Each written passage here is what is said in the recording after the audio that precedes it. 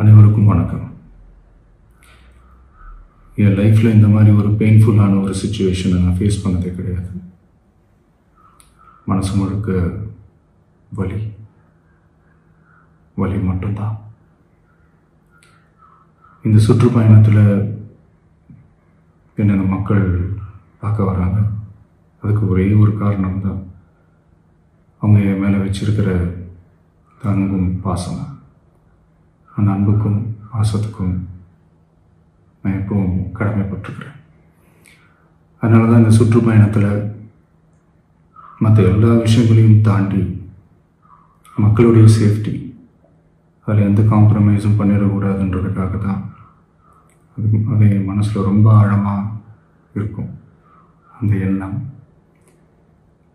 அதனால தான் இந்த அரசியல் காரணங்கள் எல்லாத்தையும் தவிர்த்துட்டு ஒதுக்கி வச்சுட்டு மக்களுடைய சேஃப்டி மட்டும் மைண்டில் வச்சுக்கிட்டு அதுக்கான இடங்களை சூஸ் பண்ணுறது, அதுக்கான இடங்களை பார்த்து பர்மிஷன் கேட்குறது, போலீஸ் டிபார்ட்மெண்ட்டில் அதை ரிக்வெஸ்ட் பண்ணி கேட்போம்.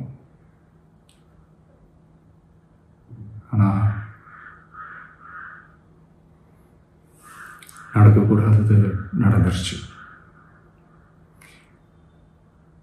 ஆனால் மனுஷன் தானே, அந்த நேரத்தில் அத்தனை பேர் பாதிக்கப்பட்டு இருக்கும்போது எப்படி அந்த ஊரை விட்டுட்டு என்னால் கிளம்பி வர முடியும்?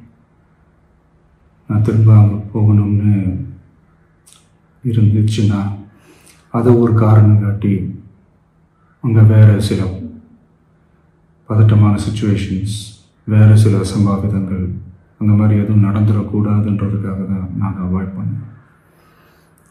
இந்த நேரத்தில் சொந்தங்களை இழந்து தவிக்கிற இத்தனை குடும்பங்களுக்கும் என்னுடைய ஆழ்ந்த இரங்கலை தெரிவிச்சுக்கிறேன். எனக்கு தெரியும், என்ன சொன்னாலும் இது ஈடேயாகாதுன்னு எனக்கு தெரியும். ஹாஸ்பிட்டலில் ட்ரீட் பண்ணிகிட்ருக்கிற எல்லாருமே சீக்கிரமாக க்யூர் ஆகி வரணுன்றதை இந்த நேரத்தில் நான் வேண்டிக்கிறேன். கூடிய சீக்கிரமே உங்கள் எல்லாரையும் நான் சந்திக்கிறேன்.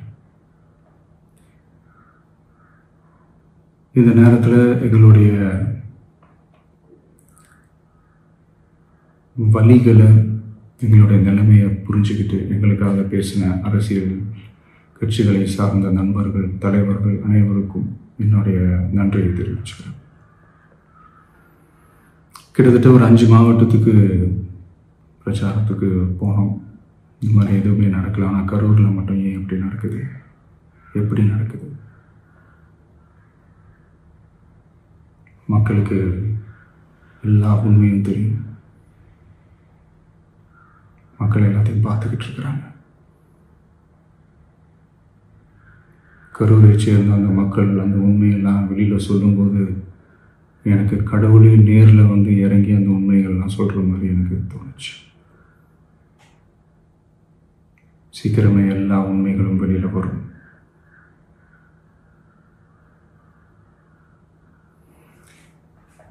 எங்களுக்கு தரப்பட்ட இடத்துல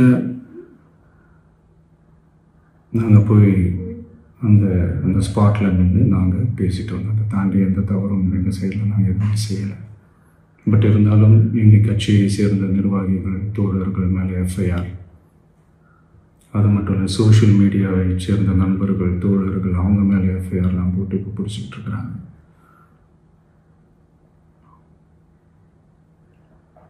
சிஎம் சார், உங்களுக்கு ஏதாவது இந்த பழி வாங்கணும் அப்படின்ற எண்ணம் ஏதாவது இருந்துச்சுன்னா என்ன வேணாலும் பண்ணுங்க. அவங்க மேலே கை வைக்காதீங்க. நான் ஒன்று வீட்டில் இருப்பேன், இல்லை நான் ஆஃபீஸில் இருப்பேன். என்ன வேணாலும் செய்யுங்க. நண்பர்களே, தோழர்களே, நம்மளோட அரசியல் பயணம் இன்னும் ஸ்ட்ராங்காக, இன்னும் தைரியத்தோடு